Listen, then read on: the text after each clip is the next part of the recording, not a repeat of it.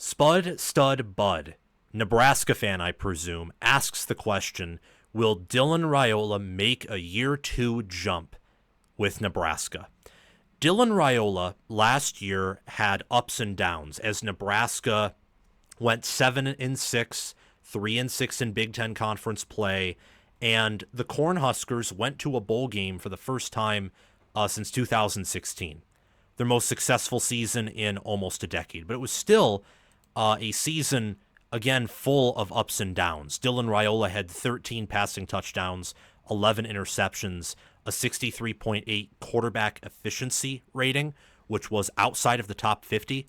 He basically had an identical season to Michigan State's Aiden Childs. He was a redshirt freshman, Childs was, I believe, or maybe a sophomore, almost a redshirt freshman. Raiola was a true freshman. Both finished in the 50s, except Raiola had a slightly better supporting cast, and Childs had legs, so they had their own advantages, disadvantages. He started off the year pretty strong, 6'3", 230 pounds. Definitely, you could see freshman weaknesses within him, but you can also see the five-star talent. He had a stretch from October 5th to October 26th where he had passer ratings, not quarterback efficiency ratings, but passer ratings below 100.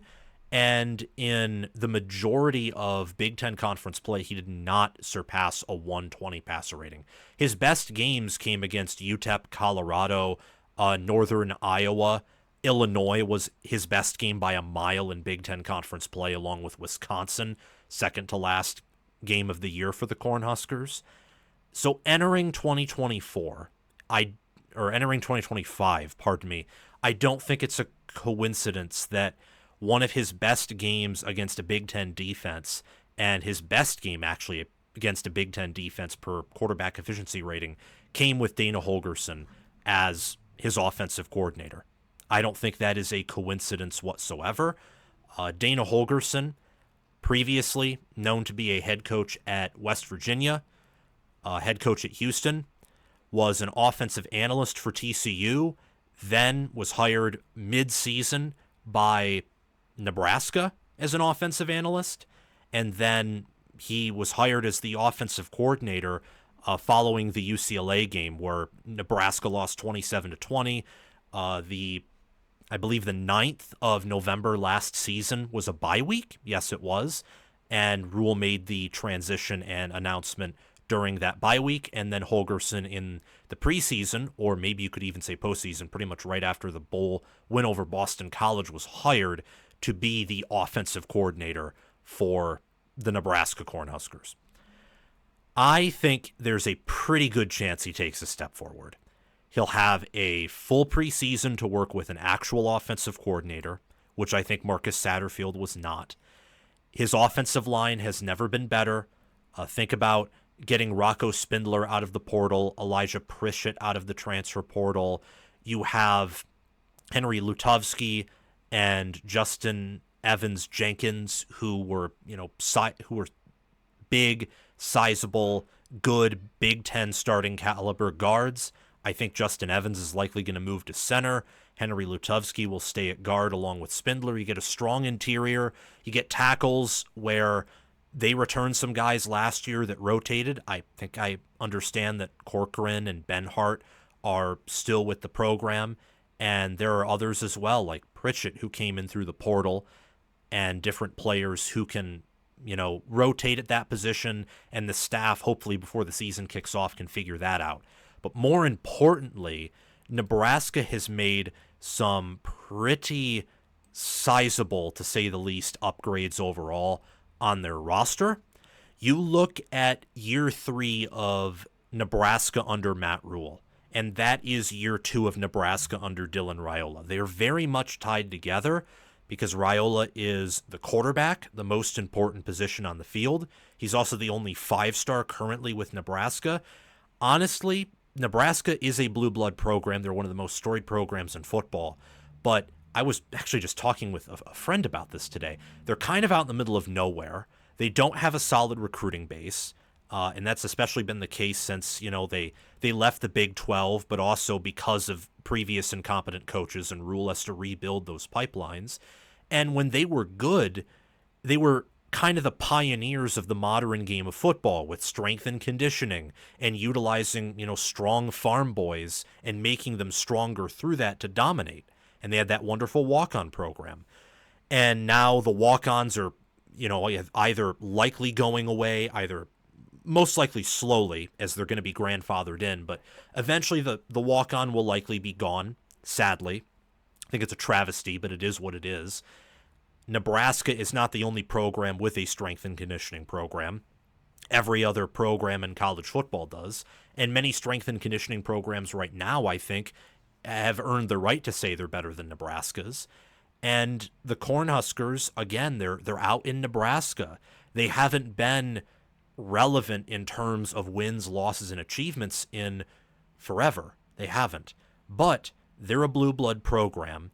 And Rhule, I think, has done a good job building the team. I think Nebraska still has some relevancy and has potential to be there on the national stage, and having a player like Dylan Raiola, who's a 5-star, a quarterback at that, and therefore the media is going to be infatuated with him, helps to gain attention. Now, what does he do with that attention? What does Nebraska do with that attention? We'll have to see. But the roster, the schedule, the supporting cast, the addition of the OC and Dana Holgorsen, I think matches up very nicely with Dylan Raiola. He has better receivers. I mean, he has Dane Key, Jacorey Barney Jr. in year 2, and he was a great true freshman last year. He has Nyziah Hunter coming in from California, who lost like all of their skill positions, all their skill position players from last season. Their best running backs, Ott went to Oklahoma, and Thomas went to UCLA. Hunter went to Nebraska, and then another wide receiver in Jonathan Brady followed former starting Cal quarterback Fernando Mendoza to Indiana. I mean, they talk about a program who got gutted. Nebraska didn't let themselves get gutted, which was a concern for Rhule about the spring game, and I'd say a concern for Nebraska yearly because they haven't been winning at a high level, but they've produced some good players. Rhule's done a good job of maintaining culture, keeping players home. I think that these receivers want to play for Dylan Raiola. Why else would they come here? I mean, Dane Key was very productive at Kentucky under Devin Leary, Brock Vandegrift, Will Levis, all of whom don't have the same potential, I would say, as Dylan Raiola. Jacorey Barney Jr. was with Nebraska last season. I imagine if he wanted to go elsewhere, he could go elsewhere, but he stayed. Nyziah Hunter could have followed Fernando Mendoza or could have gone to other schools. I mean, Nebraska was even at one point in the running, I believe, or at least wanted to be in the running for Isaiah World, the number 1 offensive tackle and one of the best overall players in the portal, who ended up going to Oregon. So the program is heading in the right direction, and I think you saw signs that Raiola can be one of the better QBs in college football. Of course, 13 touchdowns, 11 interceptions is something you want to improve on. You want him to do better in pocket presence, in awareness, in seeing the field, and also accuracy, putting the right amount of touch on his throws. Against Ohio State, for example, he had some throws where if he just threw the ball a little bit better, big plays, maybe a touchdown. Same thing against Iowa. You can't miss those throws against good defenses like that. They will take advantage of those opportunities in forms of interceptions, or it will be a break for the defense. And actually, speaking of Ohio State, I just learned this today. Nebraska's offensive line allowed fewer pressures than Ohio State's did. And that's putting on weights on all of the Big Ten's offensive lines for the amount of snaps played, because obviously Ohio State's played the most. They played in 16 games. So the fact that Will Howard only took around, 10 sacks, less than 15, and Raiola took almost 30, shows the difference between a veteran like Will Howard, a guy who was a wizard in the pocket, who could maneuver the pocket, who had awareness, almost eyes in the back of his head to feel and know when pressure was coming his way. Dylan Raiola didn't have that. I think that's going to be better in 2025. I think it has to be with superior coaching. and also with another year of experience. I think players, especially players like Raiola, who start as true freshmen, are going to make big jumps from first year on campus to the second year on campus because you have a full year under your belt of experience and then an additional preseason of training. That all really helps. And if you have coaching staff upgrades like Nebraska did, or staff continuity, which they have overall, then that's another bonus. And you're layering and stacking, bonuses on top of each other. I really like and admire where Nebraska's heading as a program. And I think that when you look at the questions that this team faces, can Nebraska avoid or win close games? What does Matt Rhule look like in year 3? What really is a Matt Rhule year 3 season? And the fact that the defense has a lot to replace, an inexperienced D coordinator, but the wide receiver room is loaded. I think running back with Emmett Johnson has a lot of potential. You look at tight end with Luke Lindenmeyer. I think he's very underrated. And in that wide receiver room, they upgraded at wide receivers coach, and they have a 3-headed monster in Key, Barney Jr., and Hunter. And I think that combined with Raiola with a good offensive line in front of him means that this team is going to grip it and rip it, and they're going to be incentivized to do so because I think the defense is going to take a step back. And then you look at the schedule, Cincinnati, Akron, HCU, Michigan, and then Michigan State after the bye, Maryland, Minnesota, Northwestern, USC, UCLA, a bye, and then at Penn State hosting Iowa. All of those teams, except for Penn State and USC, are and probably Maryland as well, 9 of the 12 teams on the schedule are going to want to turtle up. They're going to want to play game control, and they're going to want to limit big plays. And a lot of those same schools have questions at DB, I would say, minus Minnesota, who has excellent DBs with Coy Parrish coming back and some other players in that secondary. So I think that they're going to take steps forward overall. Nebraska will next year in power ratings and overall record. And I think particularly this offense is going to be much better. And I think Raiola is ultimately going to be the centerpiece.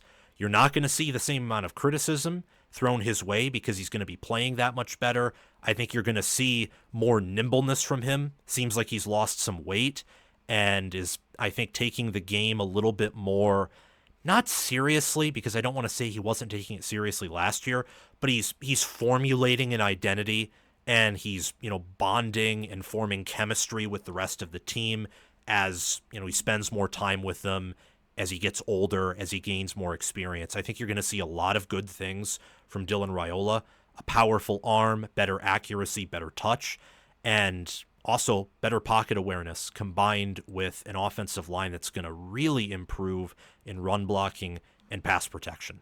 So ultimately, to answer your question, spud, stud, bud, man, that messes with my head for whatever reason. Will Dylan Raiola make a 2-year jump at Nebraska? Yes, absolutely he will. He will be a top 25, if not top 20 quarterback nationally.